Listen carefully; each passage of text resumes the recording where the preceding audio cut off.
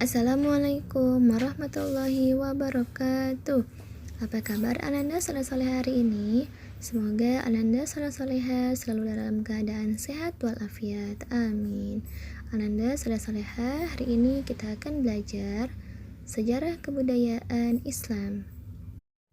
Hari ini kita sudah masuk pada bab 8, yaitu tentang kerasulan Nabi Muhammad SAW. Ananda soleha, sebelum kita masuk pada materi, mari kita berdoa terlebih dahulu. Bismillahirrahmanirrahim. Rabbi zidni ilman warzuqni fahman.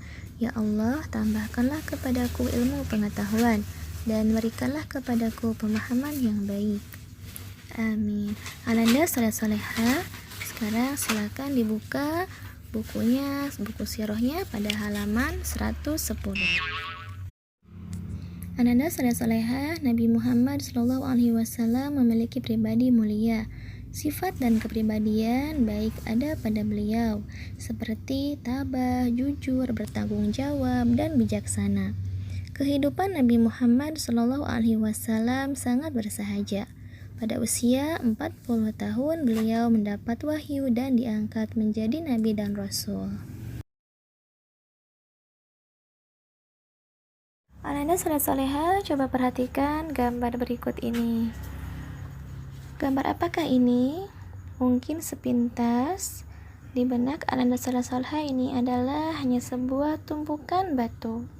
Namun ini adalah Gua Hiro, yang dimana ketika usia Nabi Muhammad SAW hampir mencapai 40 tahun, sesuatu yang paling disukainya adalah mengasingkan diri atau tafakur, atau yang sering disebut juga dengan tahanus. Ananda soleha, beliau bertafakur di Gua Hiro yang berada di Jabal Nur yang berjarak sekitar kira-kira 2 mil dari Mekah.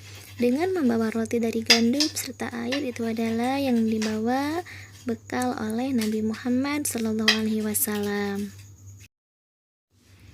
Ananda soleha, ini adalah terlihat Jabal Nur dari sisi yang menghadap ke Mekah. Ini adalah jalan menuju Gua Hiro. Kemudian ini adalah gambar dari Gua Hiro. Adapun tujuan Nabi Muhammad SAW bertafakur atau bertahanus adalah menjauhkan jiwa dan raganya dari urusan keduniawian, terhindar dari pergaulan dengan orang-orang yang berakhlak buruk, mensucikan jiwa dan raganya, kemudian memikirkan dan merenungkan keadaan penduduk Mekah untuk mencari jalan keluarnya. Ananda soleha, selama bulan Ramadan beliau biasanya berada di gua tersebut. Pilihan beliau untuk mengasingkan diri ini termasuk dari ketentuan Allah atas diri beliau. Hal ini sebagai langkah persiapan untuk menerima urusan besar yang sedang ditunggunya. Begitulah Allah SWT mengatur dan mempersiapkan kehidupan Nabi Muhammad untuk mengemban amanah yang besar, yaitu memperbaiki kehidupan di dunia. Allah telah mengatur pengasingan ini selama 3 tahun bagi Muhammad sebelum mengemban dengan tugas kerasulannya. Ananda soleha, malaikat Jibril turun membawa wahyu pertamanya. Pada saat itu usia Nabi Muhammad genap 40 tahun. Beliau diangkat oleh Allah SWT menjadi seorang rasul pada bulan Ramadan tahun ketiga di masa pengasingannya di Gua Hiro. Allah SWT memutuskan untuk melimpahkan wahyunya kepada Nabi Muhammad SAW. Allah mengutus malaikat Jibril kepada Nabi Muhammad dengan membawa ayat Al-Quran. Malaikat Jibril muncul di hadapannya seraya berkata, "Iqra, bacalah."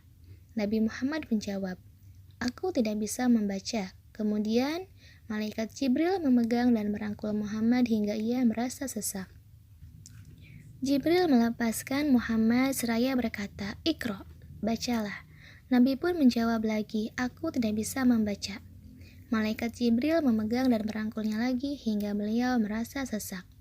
Peristiwa tersebut terjadi sampai 3 kali. Kemudian malaikat Jibril berkata lagi sebagai berikut.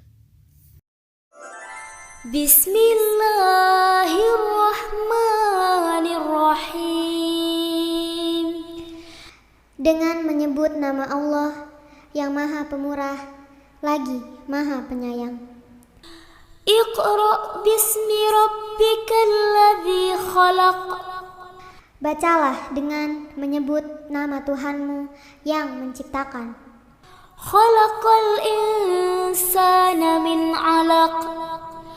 Dia telah menciptakan manusia dari segumpal darah. Iqra wa rabbukal akram. Bacalah, dan Tuhanmulah yang Maha Pemurah. Alladzi 'allama bil qalam. Yang mengajar manusia dengan perantaran kalam. 'Allamal insana ma lam ya'lam. Dia mengajarkan kepada manusia apa yang tidak diketahuinya. Nabi Muhammad pun mengulangi bacaan itu dengan hati yang bergetar. Kemudian beliau pulang ke rumah menemui istrinya Khadijah. Sesampainya di rumah, Nabi Muhammad SAW merasa ketakutan, gemetar, kemudian berkata kepada Khadijah, selimutilah aku. Maka beliau pun diselimuti hingga badan beliau tidak lagi menggigil dan merasa demam. Dengan turunnya wahyu pertama tersebut, ini berarti Muhammad telah dipilih Allah sebagai seorang Rasul. Dalam wahyu pertama ini, beliau belum diperintahkan untuk menyeru manusia kepada suatu agama. Ananda Saleh-Soleha, itu adalah materi untuk hari ini. Untuk selanjutnya, kita akan bahas pada pertemuan berikutnya. Adapun latihan untuk hari ini adalah Ananda Saleh-Soleha, itu adalah materi untuk hari ini. Tetap semangat ya untuk mengerjakan tugasnya. Semoga Allah Subhanahu wa Ta'ala memberikan kemudahan Ananda Saleh-Soleha dalam mengerjakan tugas hari ini. Jika telah selesai tugasnya, silahkan difotokan kemudian dikirimkan kepada wali kelasnya masing-masing. Terima kasih, tetap semangat. Wassalamualaikum warahmatullahi wabarakatuh.